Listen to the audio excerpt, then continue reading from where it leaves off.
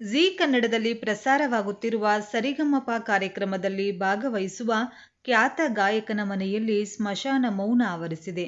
ಖ್ಯಾತ ಗಾಯಕನ ಸ್ಥಿತಿ ಗಂಭೀರ. ಹಾಗಿದ್ರೆ ಏನಿದು ಸುದ್ದಿ, ಯಾರಿಗೆ ಏನಾಗಿದೆ ಅಂತ ಈ ವಿಡಿಯೋದಲ್ಲಿ ಹೇಳ್ತೀವಿ ನೋಡಿ. ಅದಕ್ಕೂ ಮುನ್ನ ನೀವು ಕೂಡ ಸತ್ತವರ ಆತ್ಮಕ್ಕೆ ಶಾಂತಿ ಕೋರಿ ಓಂ ಶಾಂತಿ ಅಂತ ಕಮೆಂಟ್ ಮಾಡಿ. ಹೌದು, ಸರಿಗಮಪ ಕಾರ್ಯಕ್ರಮದಲ್ಲಿ ಜ್ಯೂರಿಯಾಗಿರುವ ಮೋಹನ್ ಅವರ ಪುತ್ರ ಋತಿಕ್ ಹಠಾತ್ ನಿಧನ ಹೊಂದಿದ್ದಾರೆ. ನಟ ಮಂಡ್ಯ ರಮೇಶ್ ಅವರ ನಟನಾ ರಂಗಭೂಮಿ ಕೇಂದ್ರದಲ್ಲಿ ಋತಿಕ್ ಅವರು ಸಕ್ರಿಯರಾಗಿದ್ದರು. ಜೊತೆಗೆ ಸಂಗೀತದಲ್ಲಿ ಕೂಡ ಪ್ರಾವೀಣ್ಯವನ್ನ ಹೊಂದಿದ್ದರು.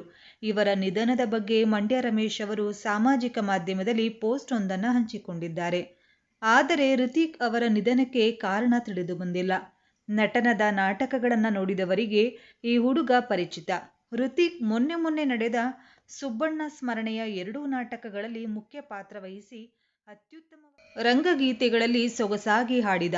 ಚೆಕ್ ಪೋಸ್ಟ್ ನಂಬರ್ 840ರ ರಾಜಕಾರಣಿ, ಚೋರ ಚರಣದಾಸದ ಕುಡುಕ, ಅಂಧಯುಗದ ಸಂಜಯ, ಅಡುಗೆ ಮನೆಯಲ್ಲಿ ಹುಲಿಯ ಸಕ್ಸೇನಾ ಮತ್ತು ಶೆಟ್ಟಿ, ಬೆತ್ತಲೆ ಅರಸನ ರಾಜ ರಹಸ್ಯ ನಾಟಕದ ಕಾರಬಾರಿ, ಹೀಗೆ ಅಸಂಖ್ಯಾತ ನಾಟಕಗಳಲ್ಲಿ ಅನೇಕ ಪಾತ್ರಗಳನ್ನು ಮಾಡಿ ತಂಡದ ದೊಡ್ಡ ಶಕ್ತಿಯಾಗಿದ್ದ.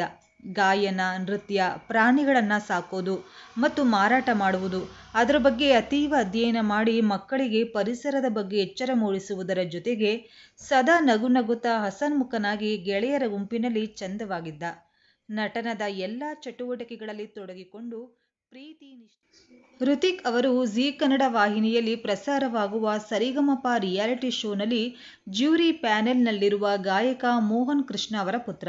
ಇವರಿಗೆ 26 ವರ್ಷ ವಯಸ್ಸಾಗಿತ್ತು. ಮಂಡ್ಯ ರಮೇಶ್ ಅವರ ನಟನಾ ರಂಗಶಾಲೆಯಲ್ಲಿ ಋತಿಕ್ ನಟನೆಯ ತರಬೇತಿಯನ್ನ ಪಡಿತಾ ಇದ್ರು. ಹಲವಾರು ನಾಟಕಗಳಲ್ಲಿ ಅಭಿನಯಿಸ್ತಾ ಇದ್ರು. ಋತಿಕ್ ಅವರ ಹಠಾತ್ ನಿಧನ ಕುಟುಂಬಸ್ಥರು, ಸ್ನೇಹಿತರಿಗೆ ಆಘಾತವನ್ನುಂಟು ಮಾಡಿದೆ.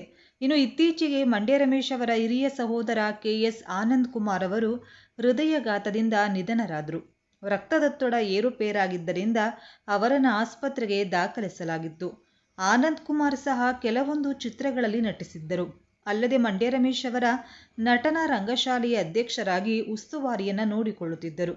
ಹಾಗಿದ್ರೆ ವಿಡಿಯೋನ ಲೈಕ್ ಮಾಡಿ, ಶೇರ್ ಮಾಡಿ, ಹಾಗೆ ತಪ್ಪದೆ ಚಾನೆಲ್ನ ಸಬ್ಸ್ಕ್ರೈಬ್ ಮಾಡಿ.